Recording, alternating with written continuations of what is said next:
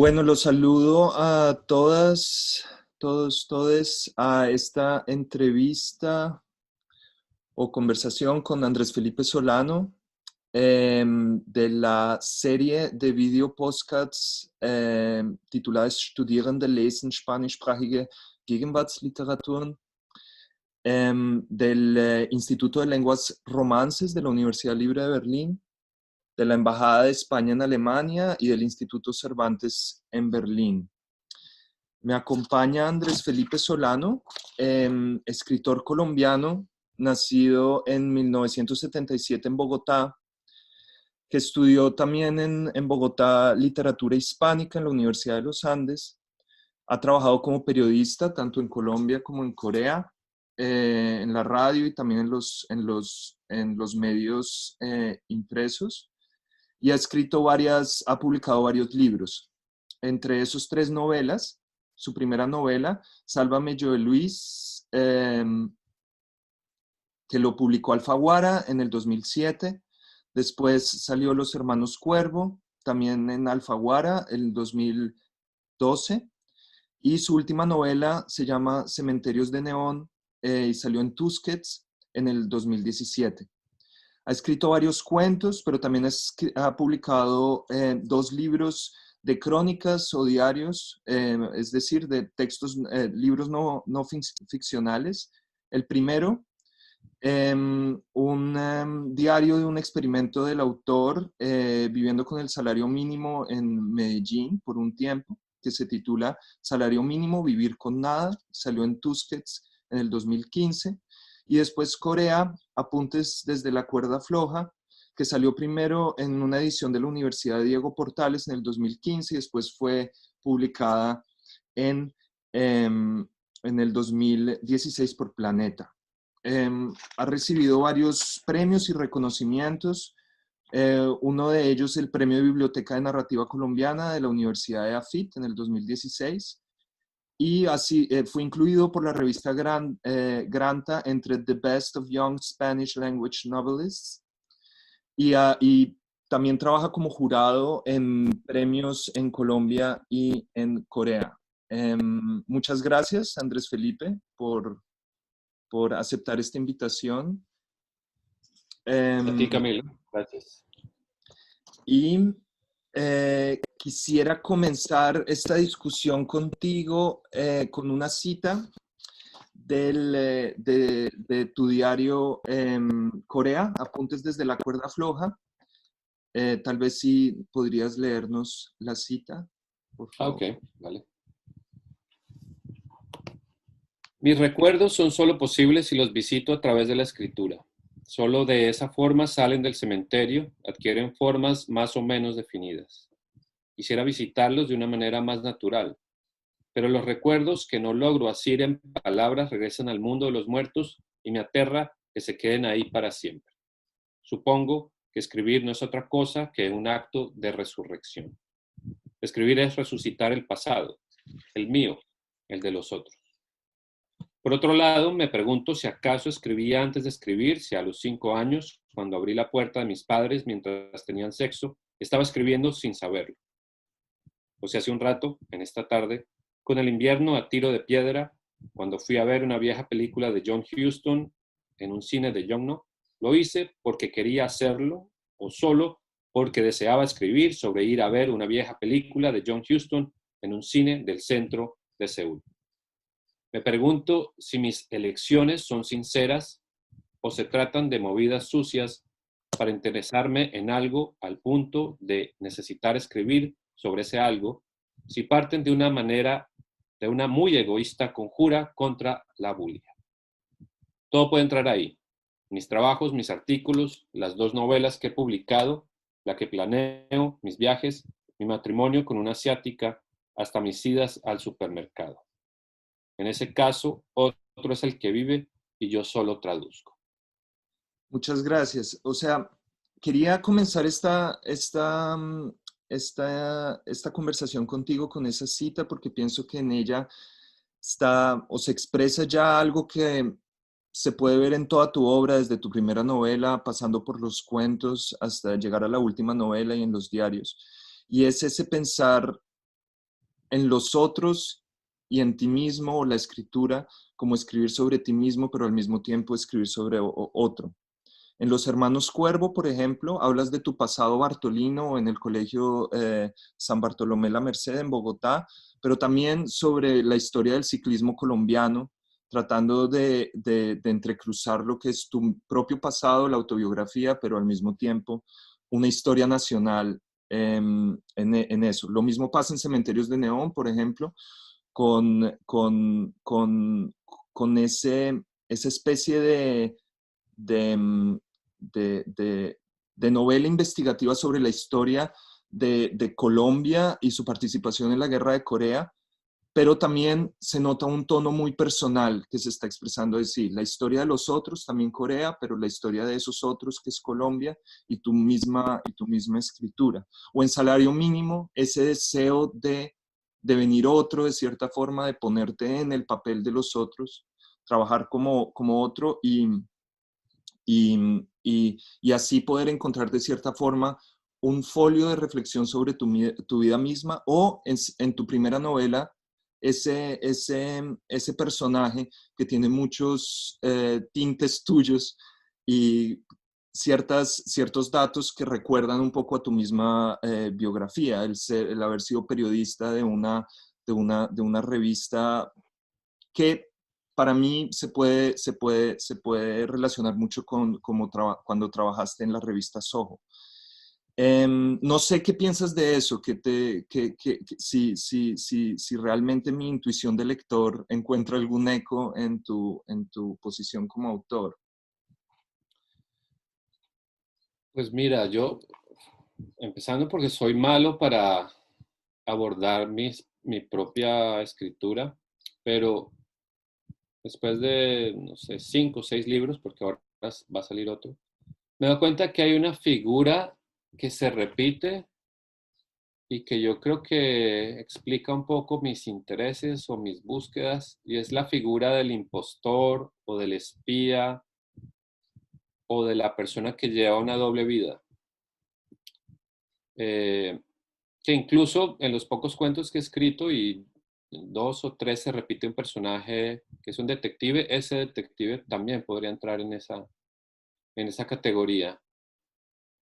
Eh, esa figura del espía o del impostor siempre conecta dos mundos, y en esta medida conecta, o lo que yo trato de hacer es conectar un mundo interior con un mundo no específicamente real que exista, sino con un mundo que yo intuyo, que mis eh, simplemente afinidades me han llevado hacia él. Digamos, el mundo del ciclismo como épica y como manera de nombrar a Colombia en Los Hermanos Cuervo. Mm. O el mundo que yo intuyo que pudo haber llevado un soldado colombiano en los años 50 durante la Guerra de Corea, cuando vino a pelear aquí. Eso conectado con mi propio mundo. Esa es la figura del espía, del impostor, del doble, del detective también. Mm.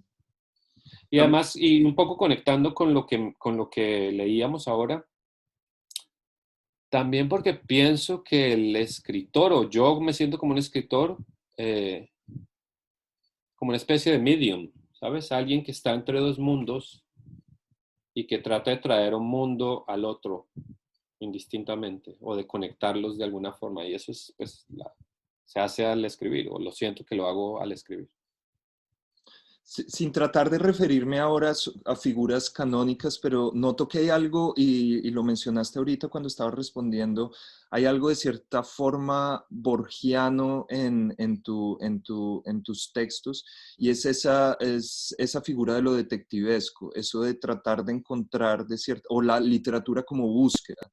Siempre siempre, por más de que en los Hermanos Cuervo no es realmente una búsqueda como está clara en Cementerios de Neón o puede estar claro en tu diario, se trata de cierta forma de encontrar como una especie de miscelánea de distintos campos, tratar de forjar una voz y tratar de buscar de pronto una voz o esa vida que se te va escapando o por qué la estás escribiendo. O sea, lo veo como como un acto detectivesco de tú, por medio de los otros, como un folio de los otros, eh, estar buscando siempre a Andrés Felipe Solano, de cierta forma. Claro, ahí pues o sea, algo muy particular y es que termino siendo detective de mí mismo o termino siendo el detective y el criminal y el crimen es simplemente haber vivido lo que he vivido o tratar de entender lo que he vivido. Sí, es curioso que menciones a Borges porque yo Borges lo leí, no sé, en el colegio y un poco en la universidad. Me olvidé completamente de él, pero hace poco leí Emma Sun, ese cuento que es un cuento corto relativamente, y me conectó con esa infancia, esa adolescencia lectora y entendí que podrían haber ciertos ecos, sobre todo en los 3 o 4 cuentos que he escrito, de ese Borges interesado en ese tipo de búsqueda detectivesca. Em, está también un autor que de hecho creo que ya habíamos hablado y no encontré mucho eco en que hubiera sido una referencia, pero supongo que también es como ese trabajo de lector mío de tratar de reconstruir o de hacer como un trabajo detectivesco al leer tu obra, en que te hablaba de Bolaño, en Bolaño 2666, donde se busca de cierta forma y los personajes se van entre una cantidad de contextos totalmente distintos. Hablo, por ejemplo, en Los Hermanos Cuervo, que están esas tres partes, que todas las partes tienen unas estructuras totalmente distintas donde buscas muchas cosas, pero que al final se pueden ver todas en un mismo cuadro. Em, o, o ese intento en Salario Mínimo, donde cito, hay una pequeña frase donde dice, serán 6 meses de ser lo que no soy y de saber lo que puedo llegar a ser.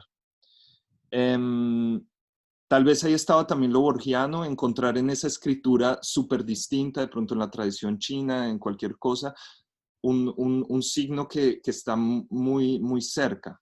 ¿Tiene que ver eso algo realmente con tu experiencia como migrante? Eso también me interesa. Es decir, que tus años más productivos, como tú mismo lo has dicho, han sido en Corea y eso de ser migrante, de cierta forma lo digo yo como migrante en Alemania también, puede llevar a esa búsqueda de cierta forma también. Y no sé, no sé si lo escribí en el diario, pero hay una cosa muy particular y es que mi mamá tenía voy a contar esta anécdota quizás enlaza con eso, tenía la foto de un niño japonés jugando béisbol en su mesa de noche y no tenía una foto mía, me acuerdo. Un recorte de una revista y yo muy chico me acuerdo haberme acercado a esa foto y estarla viendo y mi madre entrando a, a la habitación y sorprenderme y preguntarme qué estás haciendo. Y yo le respondí, y ella me dice que le respondí con esas palabras para un niño muy pequeño, que puede ser sorprendente, le respondí, estoy mirando a mis ancestros o algo así. Eh, no sé, sí, por muchas cosas terminé viviendo en esta esquina de Asia, pero no creo que sea del todo casualidad.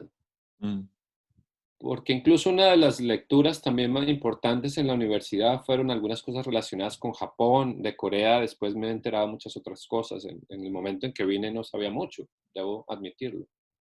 Eh, pero sí, no me veo tanto como migrante, sino como regresando de alguna forma, no sé ok, por qué, ok. no sabría muy bien cómo explicarlo. No, supongo que en esa contradicción de cierta forma está también como esa fuerza poética que tienen tus textos. Supongo que está en eso en esa dualidad de encontrarse a sí mismo, pero de venir otro al mismo tiempo. Claro, y quizás de nuevo empezar a irme, no sé, Ujú. quizás no, solo haya regresado para poder irme de nuevo, quizás. El tiempo es corto, el que se nos ha impartido y quisiera obviamente no terminar esta conversación sin hablar un poco, que nos cuentes un poco sobre tu nuevo libro que saldrá a finales de este mes, sobre Tiene la un pandemia. poco, sí, tiene un poco el tono del libro del que leímos cita es un tono de un diario, pero obviamente centrado en lo que ha pasado en estos últimos meses y con algunas particularidades, porque en Corea, eh, digamos que los grandes contagios empezaron a través de una secta cristiana y han habido una secta cristiana apocalíptica muy extraña y han habido cosas muy particulares de ese tipo. Por ejemplo, no había confinamiento obligatorio. Entonces hablé un poco de eso, pero en un tono, sí, en un tono íntimo, digamos, a través de mi propia experiencia estos meses aquí. Como una especie de segunda parte, pero ya muy actualizada con reflexiones sobre la Sí, un actualidad. poco, y muchos de los elementos que tú has rescatado se afinaron en eso a pesar de que gira en torno a la pandemia, pero también puede leerse la pandemia como la enfermedad de escribir, por ejemplo, el estar en casa, en un mundo hecho en casa, en fin, muchas aristas en ese libro que se llama Los días de la fiebre. De hecho. Y saldrá en España, dices, ¿qué día? Sale en España el 23 de junio. Ok. Pues con muchas ganas de leerlo, Andrés Felipe, y pues invito a todos los que nos están escuchando a que lean la obra em, y se puedan meter en ese mundo de búsquedas detectivescas. Em, y bueno, muchas gracias, Andrés Felipe. No, a ti, Camilo. Ojalá podamos hablar más largo otra vez. Sí, seguro lo haremos. Vale, gracias. Chao. Chao.